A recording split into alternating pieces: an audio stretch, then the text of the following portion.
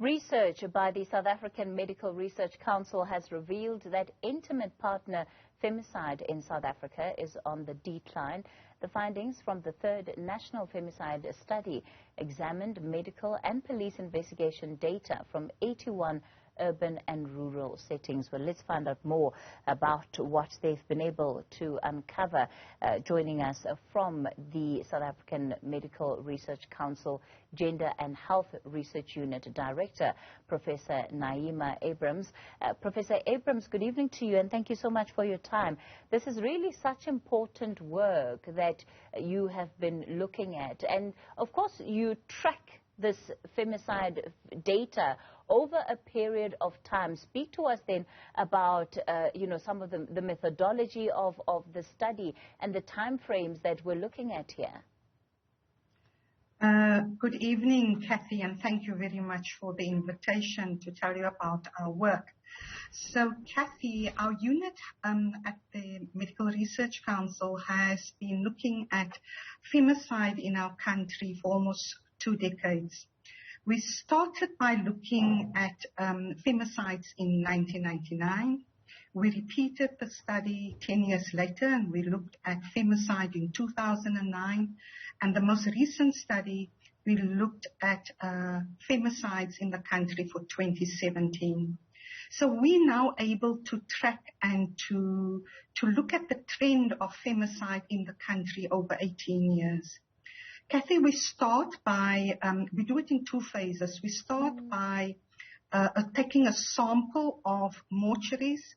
We go and identify women that were murdered in the country. We link it up with the investigation with the police. And it's at the stage where we speak to police that we identify who the perpetrator was, and we're able to identify whether a woman was killed by an intimate partner or whether a woman was killed by a non-partner. And a non-partner, we mean a stranger, a family member, an acquaintance, a neighbor. And an intimate partner is a husband, a boyfriend, anything where there is an intimate relationship. So that's the very basics of the methodology. We did it for the country. This time around in 2017, we were also able to look at provinces. We were able to estimate what is the rate of femicide in provinces. And so what we found that in 1999, we had a femicide rate. This is the overall femicide rate of about 24 per 100,000. Now we use rates, Kathy, because it takes account the population and the population growth in the country, and we can compare it with other parts of the world as well. In 2017, we have found a decrease, more than half a decrease in femicide. Our femicide rate now is standing at about 11.2 per 100,000 women. And that is a dramatic decrease. That's a decline over 18 years. But when we look at intimate partner femicide and we look at that decline, we see that there is most definitely a bigger decline. There's a greater decline in intimate partner femicides than non-partner femicides. So, Kathy, we still have a problem of femicide in our country. We still have more than 1,000 women killed per year in 2017 by an intimate partner. And there's no, the fact that there's a decline, we can't be complacent. We still have a massive problem. But the fact that we are seeing a decline that's now consistent over 18 years is a great achievement for us. Our country does not have any other way of looking at the scope of the problem of violence against women in our country. We've never, ever done a national study just on gender-based violence, for example. So we don't even know what's our baseline. What is a baseline for the country? So we've always used the femicide studies as a means, as the best way to kind of track what is happening around violence against women. It's the most severe form of violence. It's the most severe consequence of violence against women. And we know not all women die as a result of violence. And there's many, many women in our country daily who continue to survive and experience violence.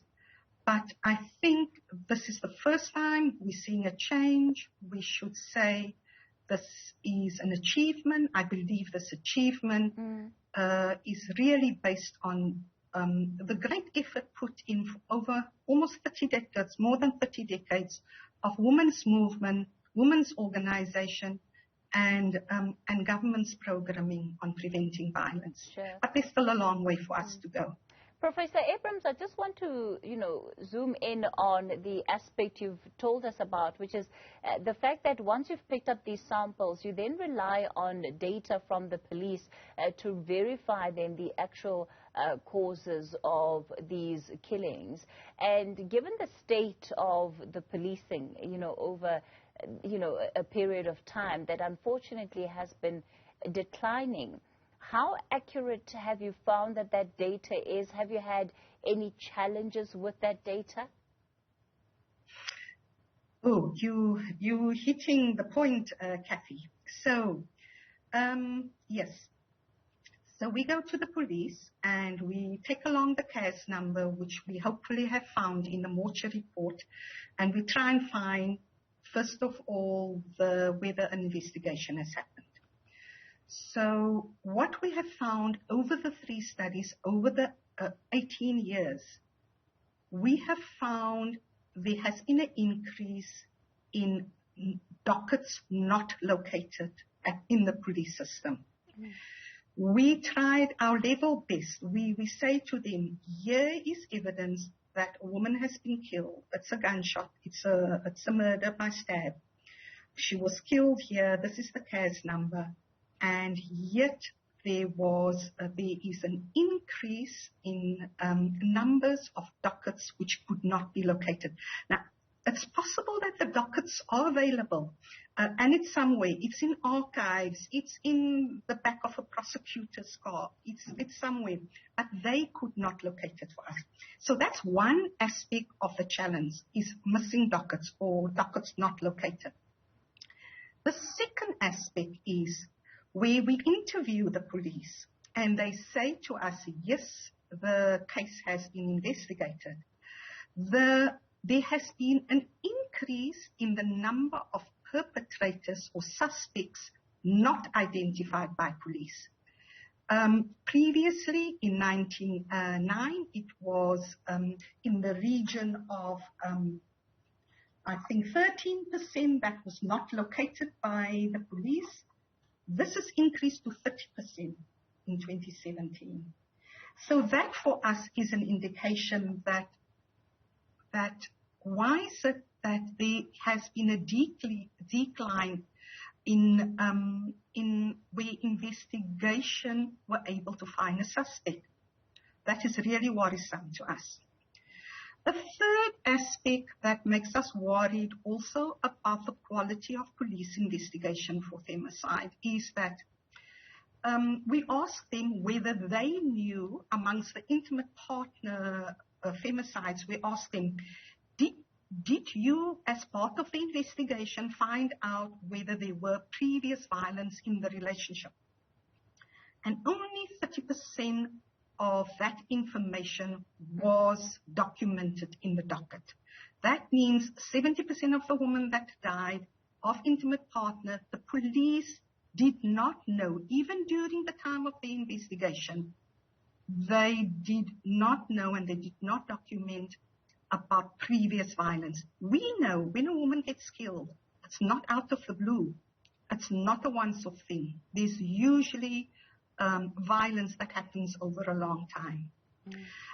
So these were the 3 main things that made us worry about police. Look, there were some police stations when we visited that were fantastic. They were extremely helpful. They tried their best to find the docket and to do the interview with us. And then there were police stations that didn't think it was a priority. Sure. And also did not make a very big effort in finding the dockets.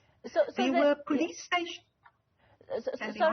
Sorry to come in there, Professor Abrahams. So then ultimately, what impact does something like that have on the actual findings that you as a unit have now come up with? So how do you then account for those cases of women that have been killed, missing dockets, and which category then they would fall under?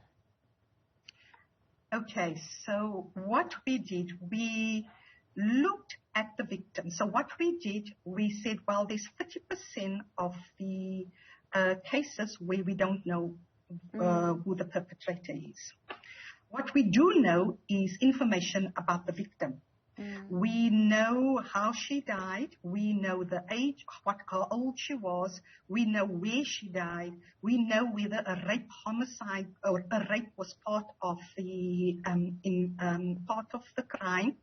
And for example, if she was a sex worker. So what we did with this information, we use imputation. So that means we then looked at where would this victim best be placed.